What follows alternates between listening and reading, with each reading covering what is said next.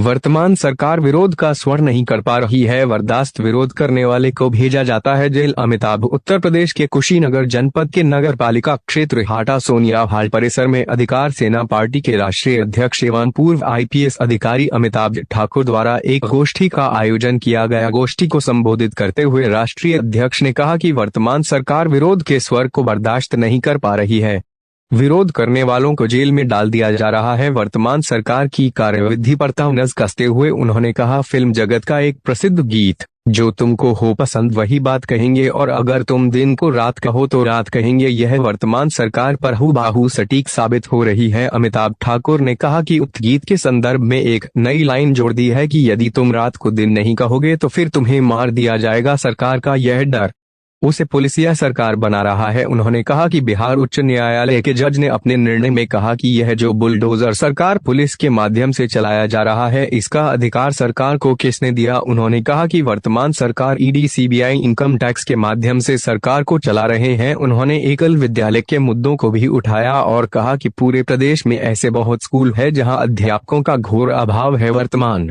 सरकार शिक्षा पर ध्यान नहीं दे रही है। उन्होंने अपने नवगठित पार्टी अधिकार सेना के बारे में अपने विचार विस्तार से रखते हुए बताया कि अधिकार सेना पार्टी बनाने की उन्हें आवश्यकता क्यों पड़ी। जनता को जो अधिकार मिलने चाहिए सरकार उसे अधिकार नहीं दे रही है। वर्तमान सरकार अपने मुंह मियां मिठू बनना के तर्ज पर काम कर रही है। माननीय मुख्यमंत्री जी देश के प्रधानमंत्री जी की तारीफ करते हैं तथा प्रधानमंत्री जी मुख्यमंत्री जी की तारीफ करते हैं, लेकिन जनता के हित की बात कोई नहीं करता है। इस कार्यक्रम में विनय रंजन तिवारी, खैरुल्लाह, ओम प्रकाश, राजेंद्र, गौतम, प्रेम सागर, जमुना प्रसाद, रियासत अली, शालिनी बर्नवाल, जगदीप, प्रतिमा, शशिकला, राजन बर्नवाल, अजय बर्नवाल, राम प्रताप सिंह, प्रदीप गुप्ता इत्यादि लोगों ने अपने विचार रखे। कार्यक्रम का संचालन सिद्ध बर्नवाल द्वारा किया गया। आप स्क्रीन पर साफ साफ देख सकते हैं कि क्या कहते हैं पार्टी के राष्ट्रीय अध्यक्ष पूर्व IPS अमिताभ ठाकुर।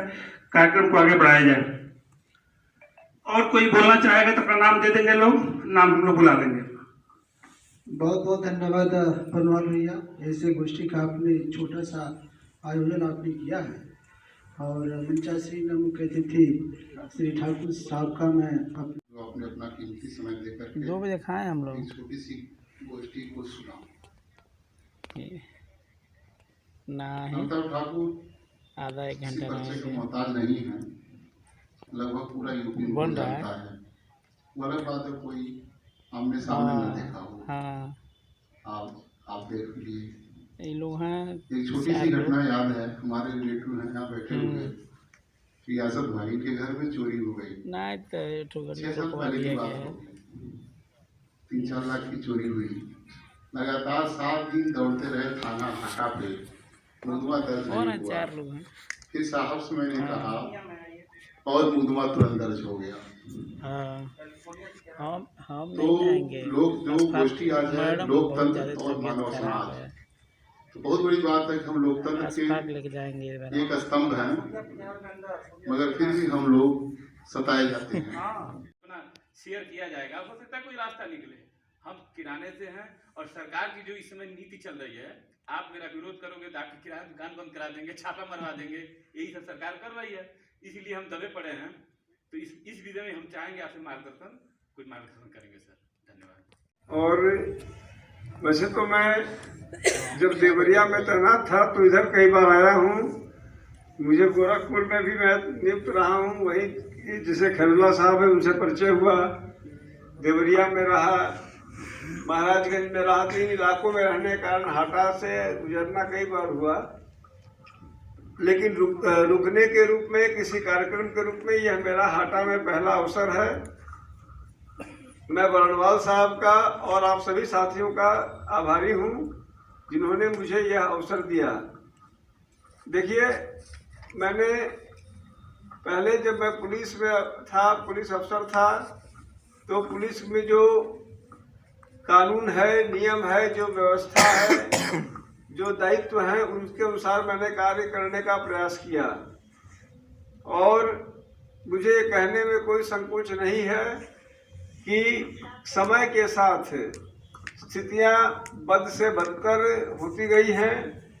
सरकारी व्यवस्थाएं भीषण और अत्यंत विषम होती गई हैं। जब मैं नई नौकरी में था उस समय तमाम राजनीतिक लोग जब आते थे तो वो अनुरोध करते थे, रिक्वेस्ट करते थे कि यह चीज़ देख लीजिए।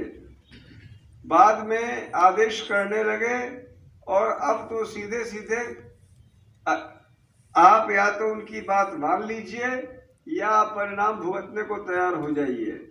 यह जो स्थितियां हैं उन्होंने पूरे माहौल को विषाक्त कर दिया है और दुर्भाग्य का विषय है कि हर राजनीतिक दल पिछले राजनीतिक दल से कहीं बढ़ के विषम और मैं तो कहूँगा घिनौनी स्थितियां ला रही हैं।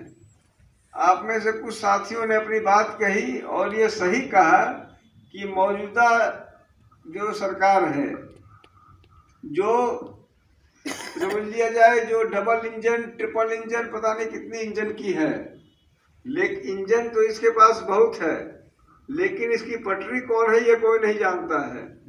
ये अपने खुद की पटरी पे ताबड़तोड़ चलता रहता है। हमारे यहाँ बिहार में एक कहावत है, अपन बड़ाई कैलन मन को दाई, यानी कि अपनी तारीफ खुद करना, जिसको अपने मुंह मियाँ मिट्ठू कहते हैं। तो मौजूदा सरकार ने अपनी तारीफ के पुल बांधने में एक प्रकार की ऐसी अद्भुत महारत हासिल की है जो अद्वितीय है। एक एक्ट है इस प्रदेश में, उसमें कहा गया है कि जनता के जो हित हैं उनसे जुड़े मामलों में समयबद्ध निस्तारण होना चाहिए, होगा, चाहिए नहीं है, होगा। यानी कि अगर आप फला चीज, उदाहरण के लिए जन्म मृत्यु प्रमाण पत्र होता है ना, या उदाहरण के लिए आपको जाति प्रमाण पत्र होता है, या आर्थिक कौन सा आजकल आता है, कौन प्रमाण पत्र, आय प्रमाण पत्र होता है, तमाम प्रमाण पत्र होते हैं, या पॉकेट 11 होता है ना, मृत्यु के बाद जो होता है विरासत में जो मिलता है जमीन, पॉकेट 11 बोलते हैं उसको ना, वरासत वाली जो जमीन होती है। इस प्रकार से, या फिर अगर आप बिजली के लिए जाते हैं अपना लगवाने के लिए बिजली का कनेक्शन, उसके लिए सब चीजों के लिए समयावधि सरकार ने तय कर दिया है और यह कहा गया है कि यदि समयावधि में नहीं होता है तो संबंधित अफसर के खिलाफ कार्रवाई होगी। उसमें दंड तक है, उसमें जेल नहीं है, लेकिन उनके खिलाफ विभागीय कार्रवाई का प्रावधान है, निलंबन का प्रावधान है, आप लोग को कंपनसेशन देने का प्रावधान है, क्षतिपूर्ति का प्रावधान है। समस्या है कि आप में से किसी को बात पता नहीं है। जब आपको अपने अधिकार नहीं पता है, हमारी पार्टी का ये कहना, हमारी पार्टी इतनी सी है, छोटी सी है, लेकिन पार्टी का उद्देश्य है कि हम आपको बताएं कि आपके अधिकार क्या है, आप जाने, अपने लोगों को बताओ, नहीं समझा। जब आप यह जानेंगे कि हमारा जन्म मृत्यु प्रमाण पत्र अगर वो जो भी अफसर है, तहसीलदार है या जो भी है वो नहीं देगा तो ये सस्पेंड हो सकता है, क्योंकि एक्ट कहता है। तब आपके अंदर एक ताकत का एहसास होगा, नहीं होगा? अभी लग रहा है कि उसने कितनी बड़ी, मान लीजिए ये कर दी, जैसे मुख्यमंत्री आएंगे कुशीनगर में, अखबार लिखेगा कि मुख्यमंत्री ने 500 करोड़ की सौगात दी, लिखता है ना, 500 करोड़ की, ऐसे लिखता है ना। मेरा पूछना है कि मुख्यमंत्री या प्रधानमंत्री कोई भी या कोई मंत्री अपनी जेब से उसमें क्या रुपया दिया होता है? 0। तो जब तुमने 0 पैसा दे रखा तो तुमको कौन सा अख्तियार है कि तुम बोलो 500 रुपए दिए? सही खबर यह होनी चाहिए कि प्रदेश सरकार ने 500 करोड़ रुपए दिए, जिसमें मुख्यमंत्री की पार्टी 50 करोड़ या 100 करोड़ घूस में अपने पास रख लेगी।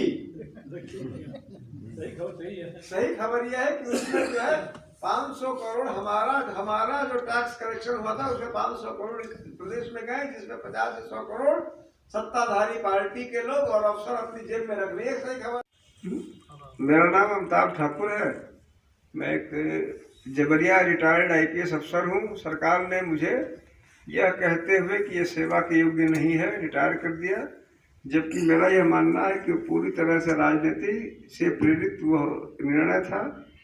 इसके बाद मैंने जब मौजूदा मुख्यमंत्री श्री योगी आदित्यनाथ जी के खिलाफ चुनाव लड़ने की बात कही तो मुझे एक प्रकार से मेरा यह स्पष्ट आरोप है कि जानबूझ के एक केस में मेरा नाम डाल के मुझे आनन फानन में अरेस्ट किया गया, जेल भेजा गया।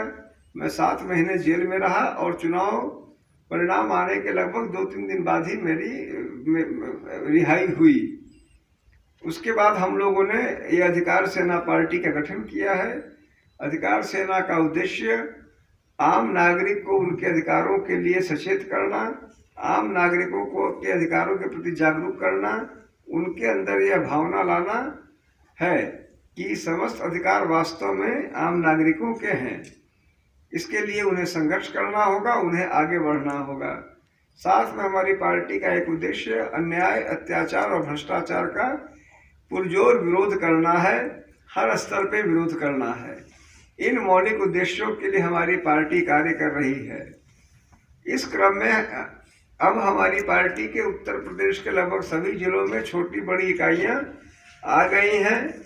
कुशीनगर में भी हमारी पार्टी की इकाई है, यद्यपि अभी एक प्राथमिक स्टेज में है। हमारी पार्टी ने विगत दिनों कुछ दिन पहले जो उपचुनाव हुए थे विधानसभा के, उसमें दोनों खतौली और रामपुर में अपने प्रत्याशी खड़े किए थे। यद्यपि हमारी पार्टी के प्रत्याशियों को बहुत ही कम मत आए थे, फिर भी हमने उस प्रजातांत्रिक प्रक्रिया में अपना योगदान दिया था। मौजूदा समय में जो नगर निकाय चुनाव हो रहे हैं उसमें भी हमारी पार्टी योगदान देगी और हमारी पार्टी हर स्थान पे आपके जो यहाँ पर कुशीनगर के विभिन्न स्थानों में और हाटा में भी अपने प्रत्याशी खड़े करेगी। जहाँ भी अधिकार सेना को अच्छे प्रत्याशी मिलेंगे वह अपने प्रत्याशियों को नगर निकाय चुनाव में खड़ी करेगी। साथ ही साथ हमारी पार्टी आगामी 2024 लोक